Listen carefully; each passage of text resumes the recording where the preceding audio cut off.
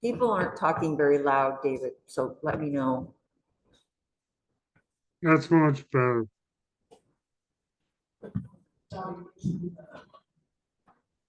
Yeah, because if it's not like right here, you won't get the difference.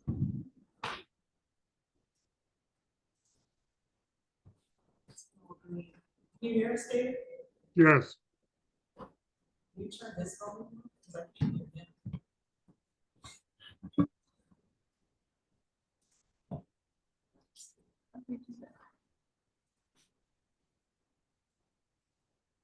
Whoops. No, he's.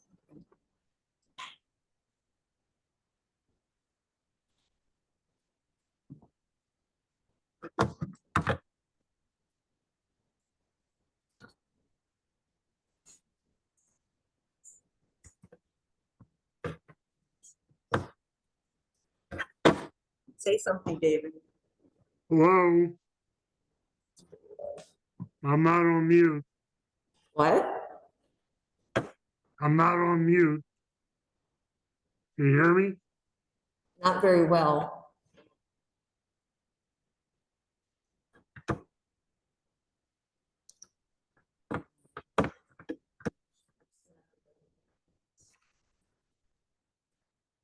How about now?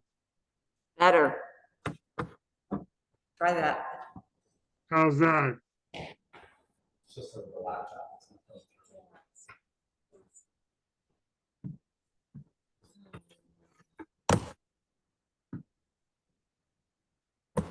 This is just going with it. I mean, you see, he doesn't have, I don't, do you have much tonight, David?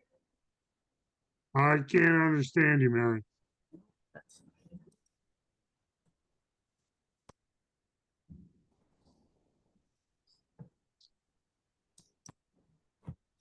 He's got to keep talking. Keep talking, David. Just count to 10. How's that? Is that any better? Oh, good enough. Okay, so we're gonna convene DRB at 6:04. And the first item on the agenda is approve the minutes from the October meeting. I don't know the changes because I think I wrote them.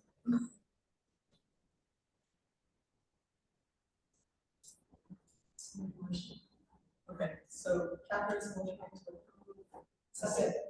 Gretchen seconds. All right, the minutes from the October meeting are approved. The next item is public comment for DRB issues.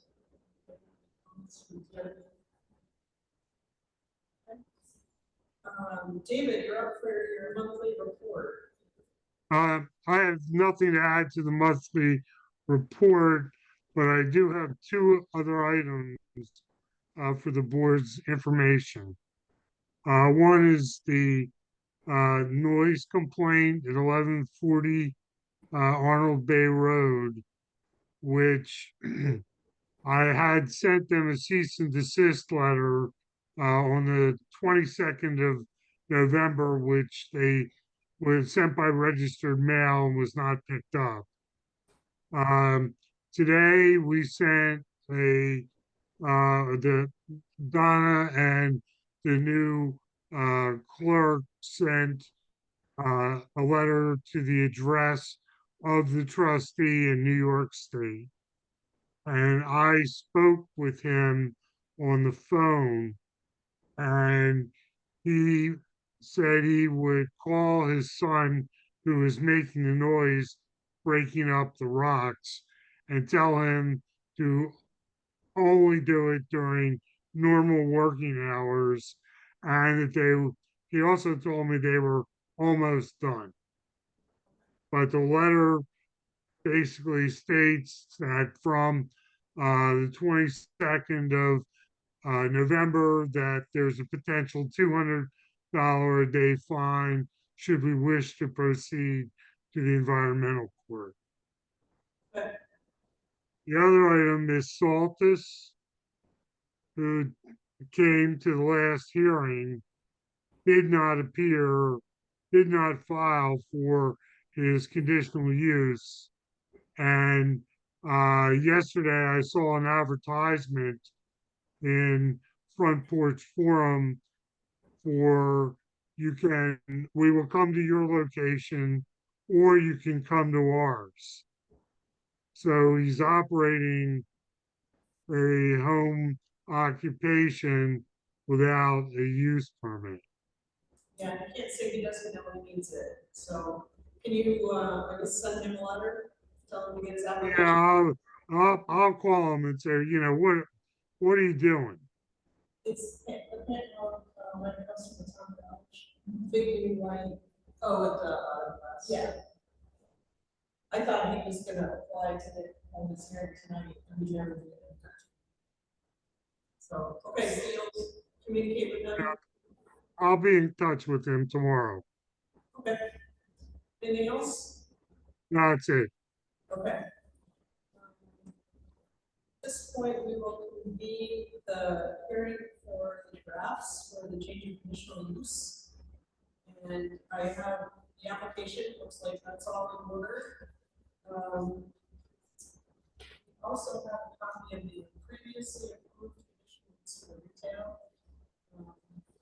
I don't know if you have a copy of that. I did give, yeah, yes. Okay, so, I mean, I'm gonna let you proceed, David, while I pull up your memo. And can I officially recuse myself from this hearing? Yes. Thank you. Mr. DeGraff has applied to increase the conditional use of the property to include an apartment in the existing second floor level of the business.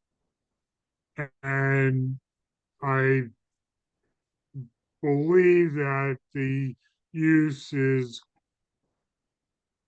agreeable to the surroundings, and I would move that it be approved.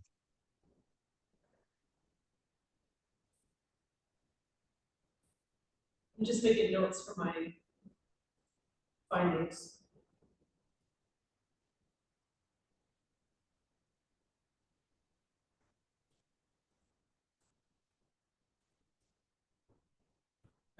So to approve this, there's a couple of steps we need to go through. We need to look at the capacity of community facilities, capacity of existing or planned community facilities or service. A conditional use shall not overburden or exhaust existing or planned municipal facilities or services. I think the only municipal service you have is the road. You've got your own septic and water. You already got water. So I think that condition is acceptable. Character of the area, I don't, my personal opinion is I don't think change, adding a residence inside the existing building is going to change the condition of the area. Traffic impacts, I think that a residence in an existing retail is not going to add. It's going to reduce traffic. I don't have to try to work it. Yeah, right. And then as far as zoning, we have the compliance with regulations, you're in a RA, is it RA 5? 5. So that's, residence is, by right use in that zoning. And you do have a separate approval for residents, that was in the application. Renewable energy resources, this is a new one. Conditional use shall not excessively inhibit access to the use of renewable natural resources. You're not changing the footprint of the building, you're not consuming any more land. So we say take with this. So the findings of fact, we have the application and it's in order. The wastewater permit is, have it. There is an existing conditional use on the property. And there were several, several conditions, and this was the conditional use to operate a retail facility. So the decisions, that were made on this in, 2014. There would be no changes to the footprint of the facility, hours of operation would be permitted only between hours of 6 a.m. and 9 p.m. No gas pumps, no changes to the outdoor environment for purposes of advertising and display items other than the new sign, which you have. It's the regular sign, and a temporary removal of sandwich type board for daily items for information. And then any conditional approval granted here is issued solely to the draft family and exists only as long as a member of the draft family continues to operate the store. So all of these conditions will carry forward. What we're going to do is give you an additional conditional use if the board approves it to add a residence.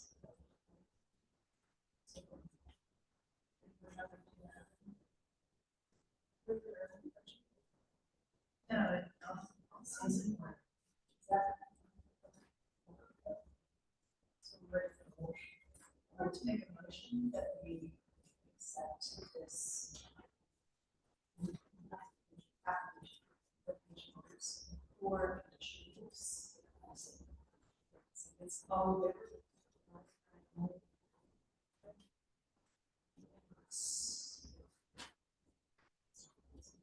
So the process is I have to write this up. You can consider it approved. David can give you any permit that you apply for. I have to get this in 14 days, I believe, but it is approved, so. Yeah, but he does not need a building permit. Oh, right, this is all inside. So, I do or do not? do not, Do not. right, because you're not changing the exterior. Right. So you're free to go. So at this point, we will adjourn our hearing at 6:14. You can stay. Yeah. No, I mean, you're free to move on to the construction. So. And I will have this file with the town. I don't know where it's filed, but this will be on my records, I'm not sure. But.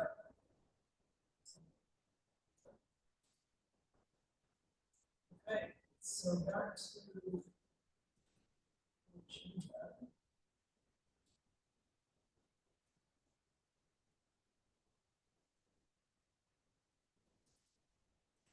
Sorry.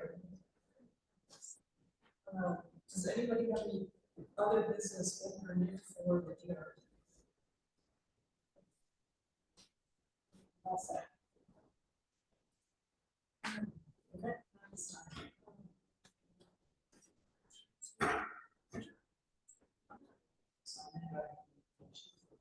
Thank you. A second. We're adjourned and we will convene the planning commission at 6:15. First order is the minutes from October.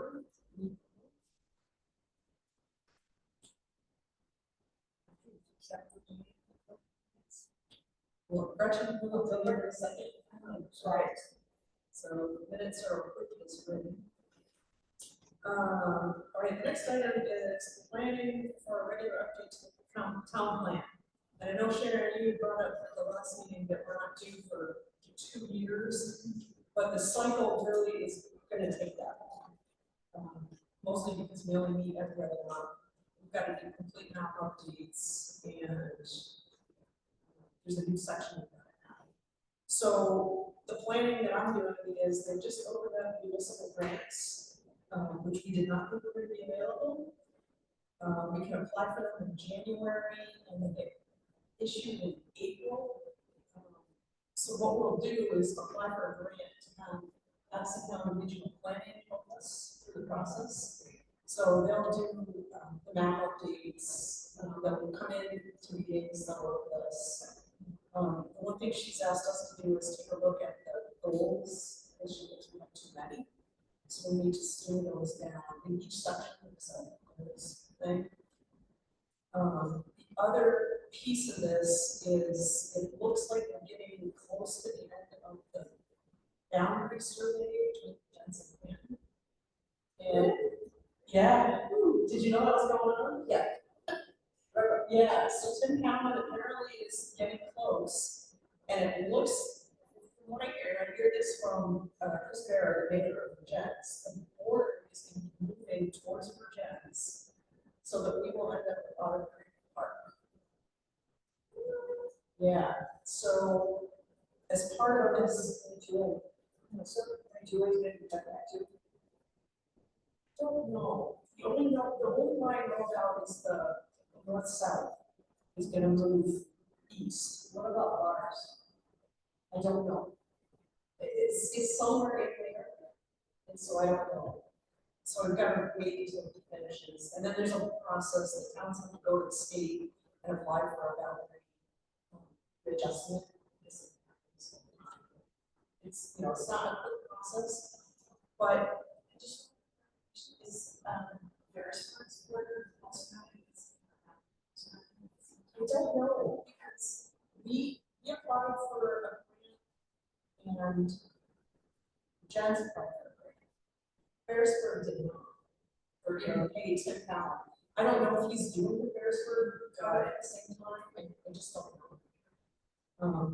Jen's is more to get this done because they can't update their city charter until this is resolved, which means they've got money on their accounts that they can't spend. So they're really looking, they're driving this. So they want it done. But as part of the town plan, we're gonna have to do a zoning, yeah, we're gonna have to do a plan for that area. Because right now it's not on our maps, and we need to decide what. Yeah, so it's gonna be a bigger update than we might have expected. Which is why we're gonna take our time. So, but anyways, I have a comment to Katie at some meeting about the process for getting the grant. And do you ever use peers at the state? I have. I hear it's new, there's an update. I'm not, you're not. Oh,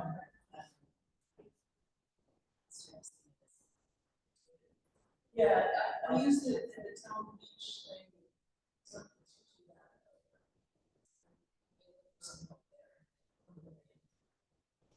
And right away, unless Katie writes it for us. That's one of the very helpful about that. So that's one of my questions to Katie is Addison County going to write the grant for us? I believe it ends up having to get financially administered to the town, and we have to put in 10%. And then the other question is, how much money do we need for this? I think last time we did $10,000. The last update, Sharon's got the plan. What year was that, Sharon? The town plan. What's the year of the town plan? Oh, I think, when does it expire? No, when was it done? Well, the date here is, November 2019. Yes, that's not right. That's 2027. So I'm sure possible. That's all. Yeah, so I'm gonna ask them because they're doing the right work. So how much we need, the town has to put up 10%, but it's $10,000 grant. We're doing budgeting right now for the town, so how much we need to cover it. We can't pass, and they do a little, it's, again, it's like, just to take their advice here. Yeah. So that's all I have on the town plan for tonight, but I guess for the next meeting, I'm going to consider those goals. And they have guidance on what we're going to remember. She's like 2 to 3 good ones at that. That's what I was thinking. So that's all I have on the town plan, unless anyone has any questions.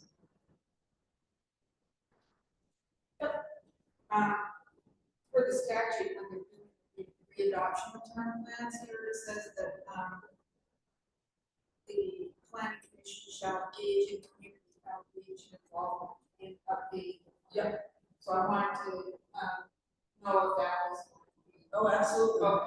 Yeah, we'll have meetings and they'll be recorded and we'll put them out. Yeah, okay. Yeah, absolutely. We did that last time. But we came. Oh, well, I think it'll be different. I hope so. It's gonna be a little different this time. I truly hope it will be because it was, We will be here. it was lonely and all the hearings we had really came. Yeah, so we want people engaged up front and then through the hearing process. So Okay. we have to have one hearing, select board has to have a hearing, Access County Regional Planning has to have a hearing. It's gotta go to all the surrounding towns. They don't have hearings, but we've gotta send it out to them for comment.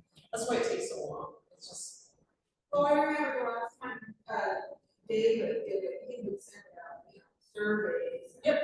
Everybody would fill out the survey, so we had answers about what people, were interested in, the prioritized list of what they wanted to see happen in town, like trails or like.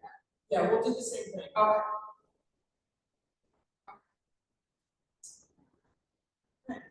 Anything else on the town plan? Next,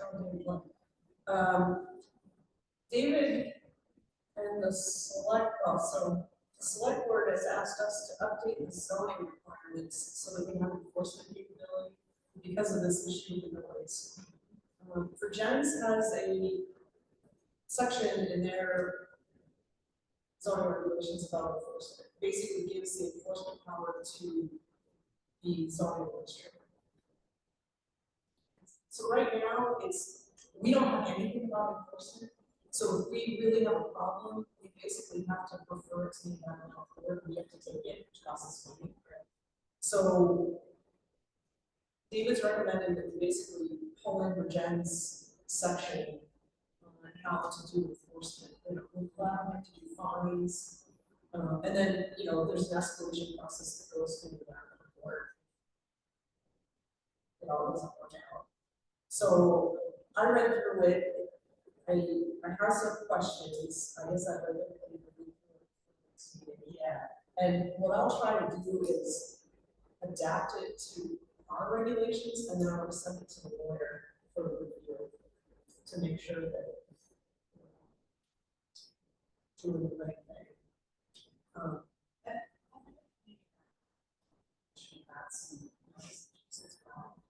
And what our most regulations are. Yeah. And so, not looking to bring a order to work with them to do so in a formal way.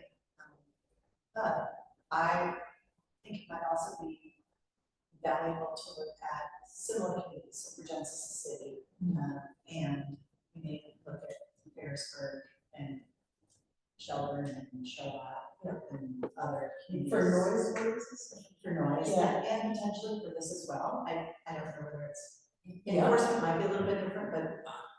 I think of all the ones I've looked at, enforcement is really weak in a lot of towns. Got it. Our noise regulation is 70 dB at the property line. And so we do have that regulation. And I think it's a good number,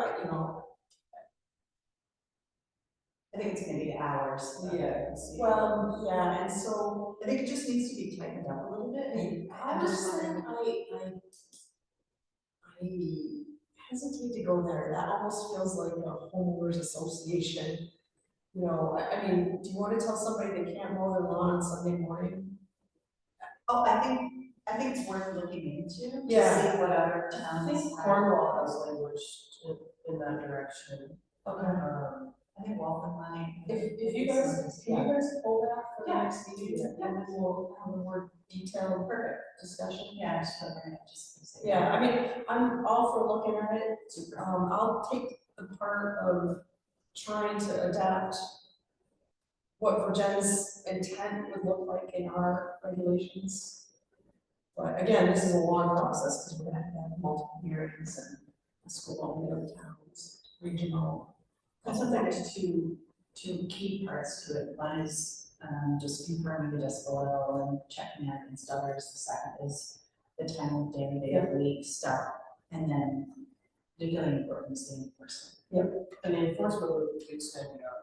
It would be for every one of the regulations. Right. general percent. Yeah, so if somebody builds a garage without a permit, Right. that was. Okay.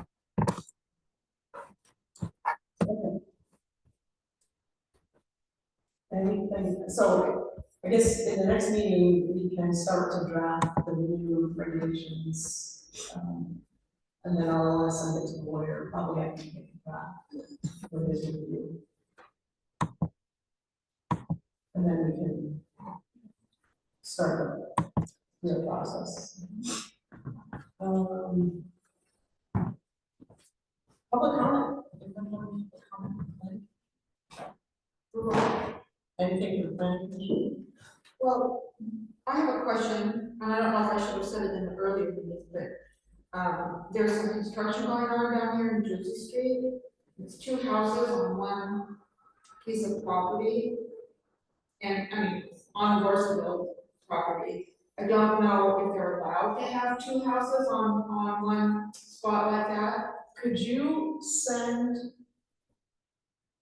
that to David Martini to investigate? Yeah, I'm wondering if they need to, because you can have an accessory dwelling, but only if you're living in the main lot. Right.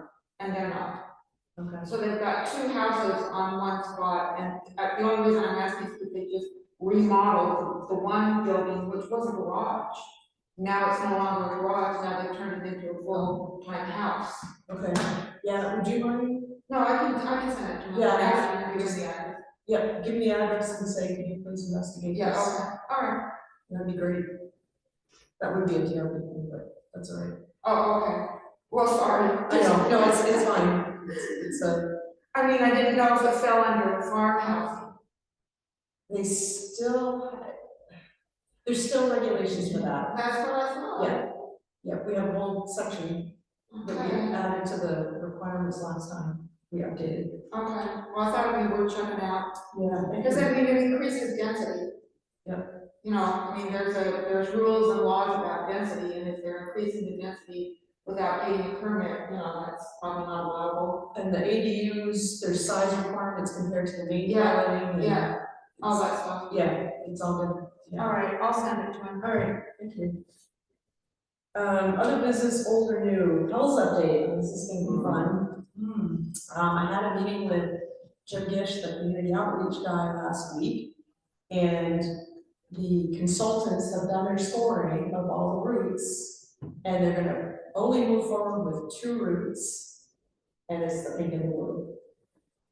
Are those the 2 Canton ones? Yep. Not 17? Nope. So they said they ruled out 17 because the way 17 was at the end of the study was one-way traffic on 17 and the other going northbound and the other way was southbound from 10, so they didn't feel that that met the purpose and need statement to get the trucks in the hands. So they're moving it.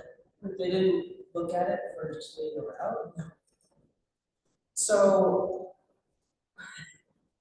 my opinion, and this is my opinion, is that of course the pink and the blues scored the same because they're effectively are the same route. So I don't think they're meeting the intent of the process to carry forward at least 2 routes. So we, as a board, need to write a letter to House County Regional Planning and motion to say that we don't feel this is compliant with process, and I mean, they can do anything they want. But I don't think it meets the spirit of the study. Well, why did they move forward with the house planning process with a route? So, like, that's correct, funny that that was even brought through. Well, yeah, it just, it might have evolved. At first, it was both ways, and then somehow I think or perhaps, I'm not sure who got it changed, so that was just one way, so I think we have to try to do it. Is it okay to do that?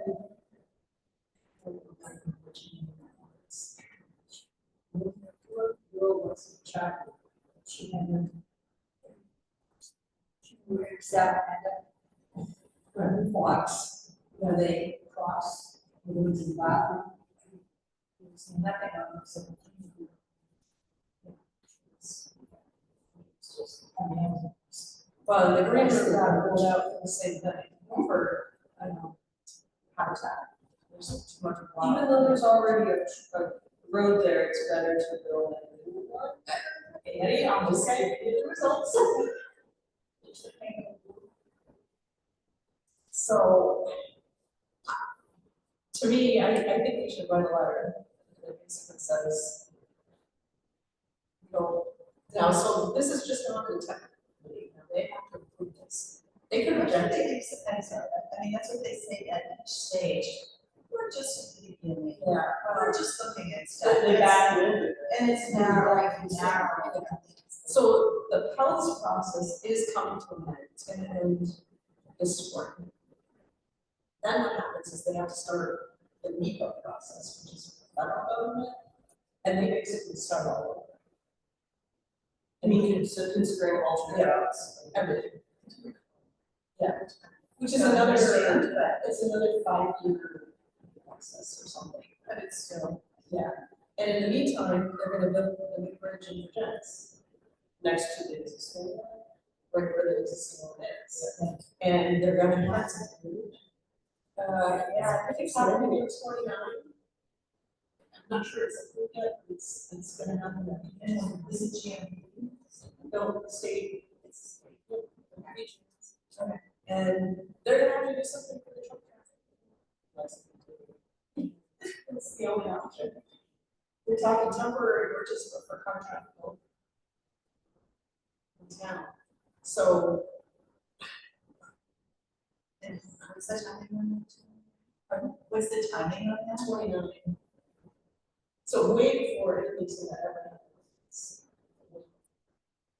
So my recommendation is we write a letter to Adam, just saying that we don't believe that just picking the 2 routes is meeting the spirit of the study, because they're effectively the same route. Yeah, one starts on one side of the cemetery, the other one starts on the other side. But this is the same option. So one of you writers, if you kind of summarize our last email or last letter to him.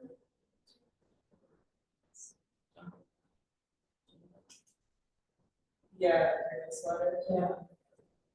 And then just and then basically just add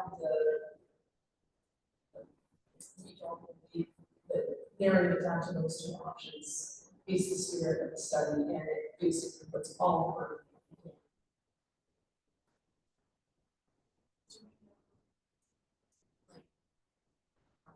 6 months, do you know what I mean? I don't, so So we supposedly probably have some of that as well. we eventually Some of the numbers, get that. I don't have it available yet, Jim didn't have the scoring matrix. But, so they've got to be scheduled, so assuming that the technical committee approves this, then they're gonna have to have a policy committee, which is what I'm on. And at that point, I can say, I want the scoring matrix. This letter does not have to be this week or this is a slow moving. But they also.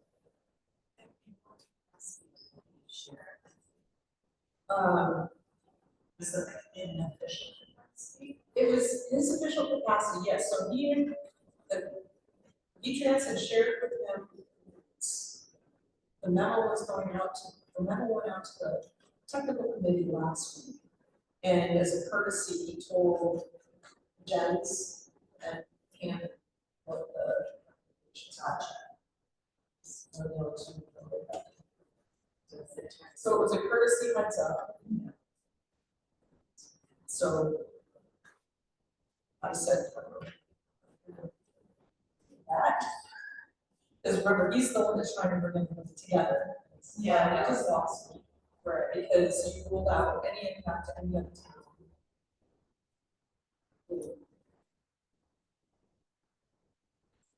I'm gonna continue to fight this. So that's what we're doing. So you say, you know, scoring perspective too, you wonder if you need it. And it's obviously our population is smaller. Oh, yeah, I don't know. So I think that might be something. as well. Because you're always going to lose.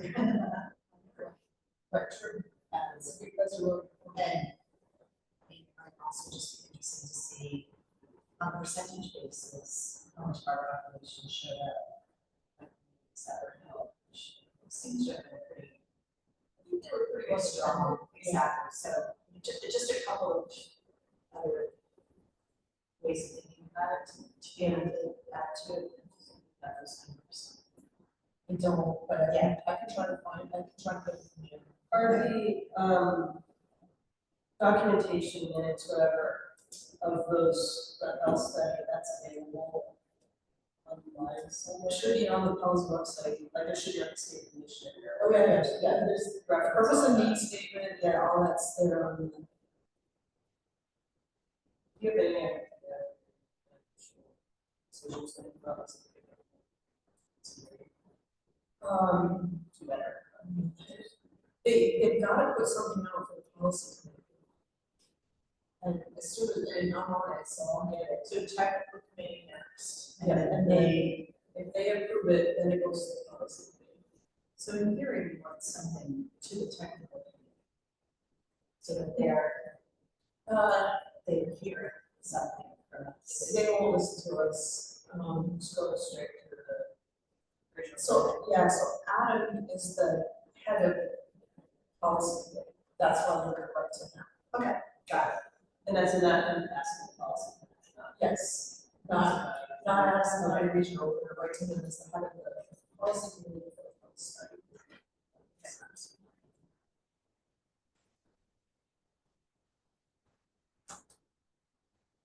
So we won't be able to.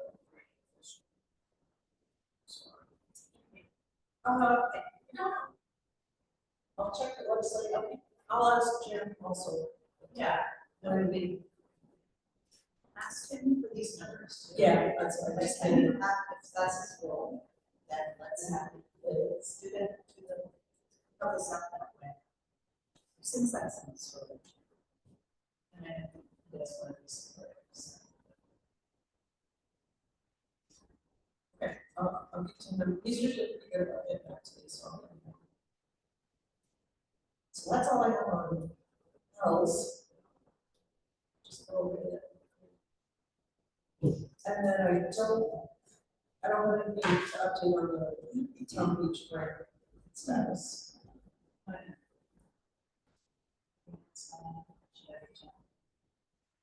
I've got to talk to this, it's Katie, so I got to talk to her myself. Okay, just it.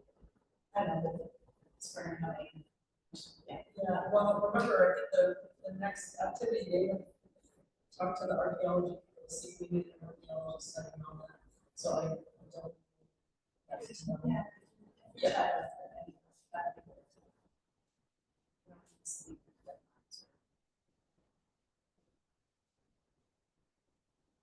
Okay, our works. And with that, that's all the. Solar. I don't have anything on solar.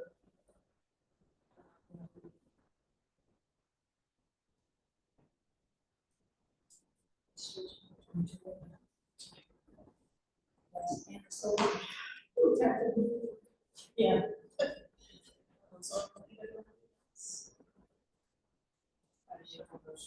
Andy makes the motion. Second, 13 seconds, all right, we're adjourned. Thank you guys for coming. And it's nice to see. Thanks.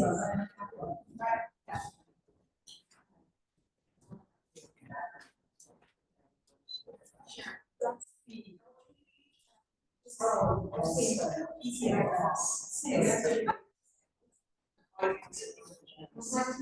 Nice to meet you. Good morning. Yeah. Okay. Yeah. So,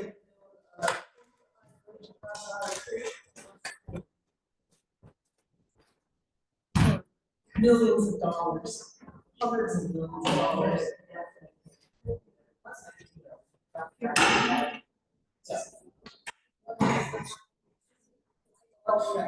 Yeah, it's just a lot of.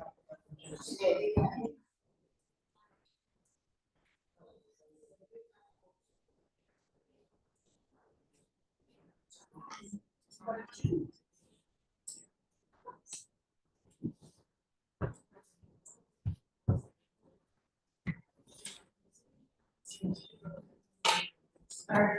I would choose here. I can also.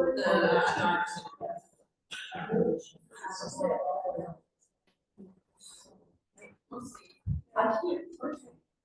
That's a share. Yeah. You're right. Okay, just go in.